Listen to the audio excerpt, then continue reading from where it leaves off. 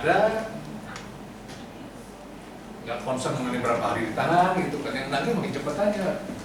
Itu bilang, biasanya kalau kamu masalahnya 2 bulan baru bayar, nggak sih payah kalau bisa cepat dan baik gitu.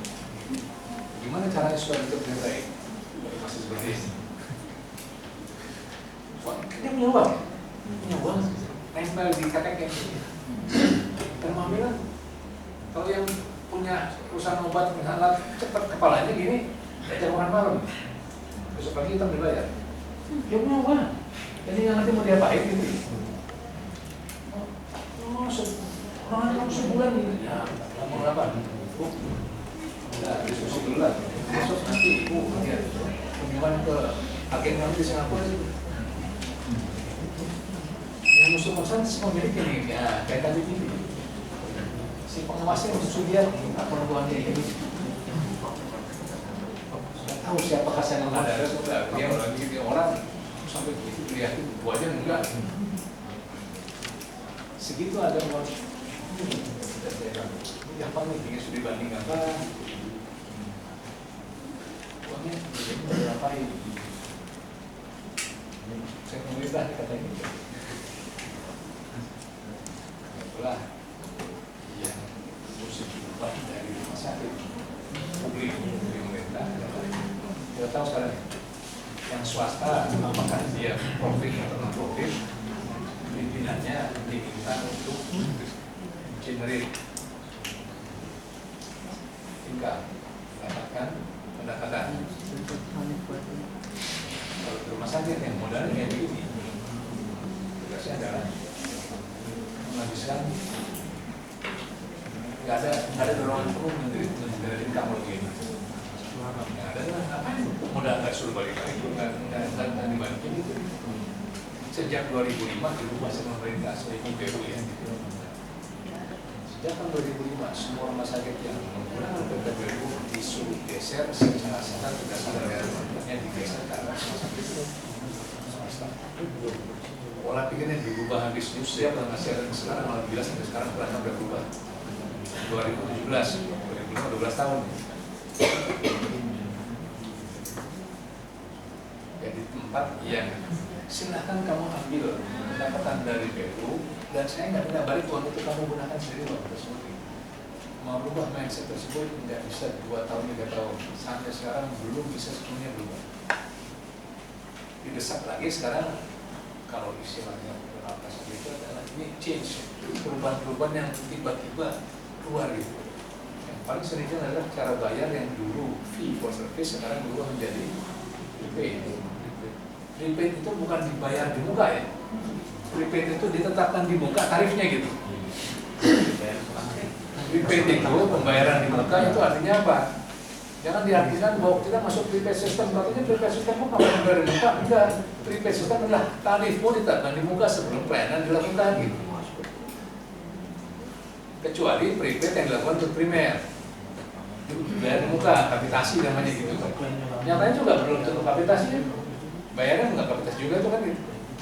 Nggak tahu sih, ada yang dibayar hitung berapa pasiennya, kan malah bisa kita oleh BPJS hitung berapa pasien kita sebulan, ini baru nanti diberikan uang. Iya. Padahal kapitasi bukan begitu, sistem kapitasi adalah berapa orang yang Anda bisa harus tanggung dalam satu setahun waktu. 3.500 kali 5.000 kan orang lo ya, orang gitu. Kamu 3.500 orang tersebut saya kasih dibuka kamu 10.000, jadi 35 juta sebulan dikasih di muka. Di muka tuh benar di muka saya dan di muka pelaksanaan gitu ya, bukan di belakang.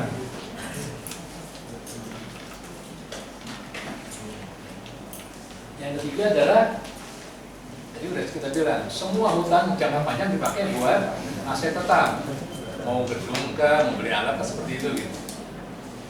Jadi akan kita angkanya dibandingkan dengan modal 30-50% dari 100 gitu. Kita nanti harta total, ini harta total ya, semuanya nih harta. Uang yang tadi dipinjam ini nggak boleh dipakai buat operasional, dipakai buat investasi, dipakai buat gedung, buat alat, buat segala macam yang dipakainya berulang-ulang tapi tidak dibayar balik dalam waktu bawah 1 tahun. Ini yang berikutnya adalah membandingkan dengan tetap 1.000 di sini ya. Yang di atas adalah pertanyaan apa aja? Ini adalah utang total ini 1.300 sampai 500. Dia kata tetapnya. Baca. Kata tetapnya di sini adalah lagi ya, apa yang kita masukin ya? Karena dari itu untuk kegiatan operasional yang masuk dalam unit cost 1640. 153.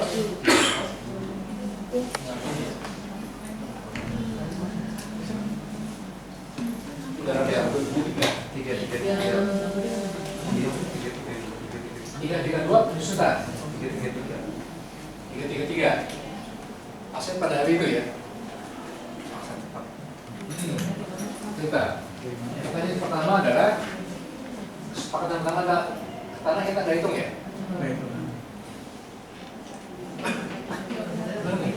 Kalau itu terhitung, ya, itu ya. Tanahnya mahal. Nggak ada masalah. Kita bisa tetapkan ke depan ini nanti gitu ya. Kalau buat saya sederhana, kalau selama tanah ini nanti dimasukkan ke dalam biaya perhitungan cost dari CBG nanti, kita akan masukin. Tapi kalau dia tidak dipakai perhitungan cost, alasannya untuk menghitung sebagai aset tetap yang akan dikaitkan dengan nanti pinjaman, jadi sesuatu yang katanya buat saya sih kurang. Oke lah, kita hitung dulu pakai tanah masuk, ini masuk ya. Kalau pakai tanah semuanya adalah 1537. 1537. Ini adalah pinjaman aset tetapnya adalah tadi harta total dibandingkan dengan pinjaman investasi. Utang jangka panjang dengan aset tetap kebaliknya 6.000. Aset tetapnya adalah di sini 1573. Kalau tanah dimasukin. Pinjaman jangka panjangnya tadi jangka panjangnya adalah yang dipakai untuk membeli nanti ya, untuk asetnya berapa tadi? Ambillah di sini misalnya 400 ya. Kita ambil di sini 1.000. Jadi 400. Jadi kurang lebih 30% dari aset tetap dia. 35% dari aset tetap dia dibiayai oleh penyewa. Yang di bawah ini pinjaman maksudnya.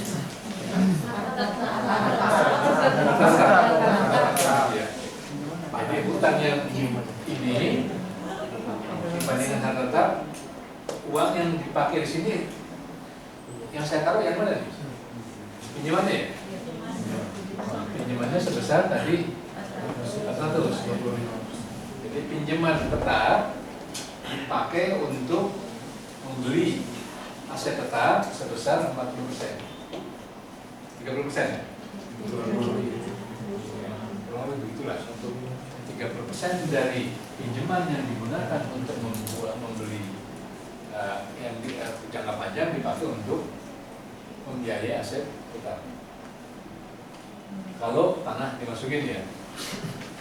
Kalau tanah nggak dimasukin 400 dibandingkan dengan 300 kalau dipotong penyusutan. Jadi kalau kita sepakat ini dibuang dulu deh, sampai dulu. Sesuatu yang sudah ada sekarang, kalau dikurangin maka angkanya terlalu besar minjem uang 400 untuk membeli dibandingkan dengan aset yang kita punya gitu ya. Iya. Bisa karena model yang baru sesuatu yang lebih nggak jadi masalah. Silakan. Pertanyaan saya jadi seperti ini, Prof. Jadi utang jangka panjang yang dimiliki sendiri itu bisa di cover dengan seperti tadi itu suatu saat misalnya kita nggak bisa bayar utang, tapi kita dijual untuk membayar utangnya. Kalau sudah berjalan ya. Jadi ada aset tetap yang sah dikurangi dengan yang sekarang ini, maksudnya tinggal 300. Tinggal 300 ya. 500, 600 dikurangi 300. Termasuk tanah dia bilang gitu ya. Karena pegangannya itu, jadi tanahnya diganti untuk pinjaman baru gitu ya. Itulah pandangan yang meminta pandangan itu. Nah, buat kita nggak ada salah ya. Kesepakatan ini harus ada di tingkat rumah sakitan di Indonesia. Kalau seperti itu nanti kita sepakat tuh sebenarnya tanah, kenapa tanah nggak didepresiasi, Dengan satu adalah tanah tidak akan diikutkan dalam perhitungan unit cost. Hanya benda atau aset yang dikurangi dengan penyusutan yang dihitung dalam unit cost. Jadi hitung unit cost dari suatu kegiatan yang menggunakan aset ini pada tahun lalu dengan tahun sekarang, unit cost akan beda kan? Beda. Lebih murah, lebih mahal. Lebih murah. Karena cukup serian gitu. Jadi bisa dibayangkan kenapa lebih murah, karena nanti alat yang susut sudah itu adalah alat yang luar itu sudah tua. Setiap alat yang tua untuk penggunaan lebih besar enggak? Ya, nah, biaya akan keluar. Jadi tetap bisa susah, tapi nanti biaya penggunaannya akan lebih bisa membeli alat baru begitu. Terus akan diberikan pemikiran yang ada di dalam orang-orang yang di rumah sakit terkait dengan keuangan. Tapi tadi kita masih belum ada kesepakatan pada pemegang kebijakan di tingkat yang paling atas. Ini mau dimasuk atau enggak nih gitu ya? Tanah mau dimasuk atau tidak? Gitu. Karena di satu saat ada rumah sakit yang kemudian bayangkan di Singapura tanahnya mahal gitu ya. Mau rumah sakit dimasukin nanti kosnya akan naik nggak kosnya? Itu paling tidak sih yang punya rumah sakit yang bukan punya tanah pasti lah. Kalau yang punya rumah sakit tapi tidak memiliki tanah di situ, dia akan membuat itu nanti tanah nggak ada tapi ada uang sewa. Tanah pun nanti ada dua, kalau kita ada dua ya, tanah yang namanya hak milik dan tanah yang namanya hak bangunan. Nanti lihat lagi apabila ada rumah sakit yang mempunyai tanahnya tanah hak milik, pada saat dipakai untuk operasi rumah sakit, tanahnya haknya hak apa itu? Apakah tidak berubah tetap hak milik? Kalau hak milik siapa itu? Hak milik yang punya tanah gitu. Tidak tersebut di situ hak milik rumah sakit ini. Boleh nggak secara hukum gitu? Boleh.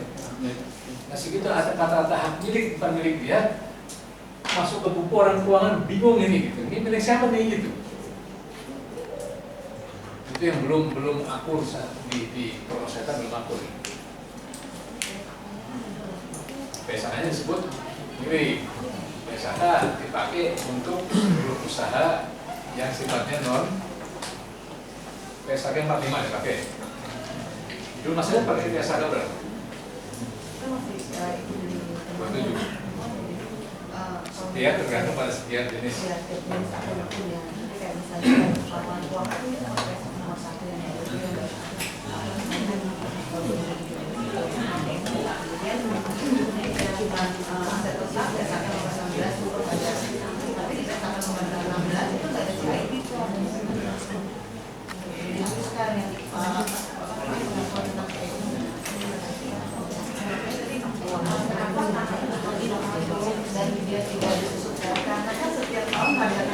Beda, nggak bersyukur naik. Kalau mau naik nanti pas mau dijual baru naik. Itu persoalannya sejauh bahwa dia tidak dihitung dalam unit cost, tidak ada masalah sih. Tapi kalau kita melakukan sesuatu itu sana kan musuhnya kan itu juga dong gitu ya. Iya. Tapi gimana itu nggak disusulkan gitu kan? Apa kita bisa bikin rumah sakit ngawang-ngawang gitu, nggak pakai tanah?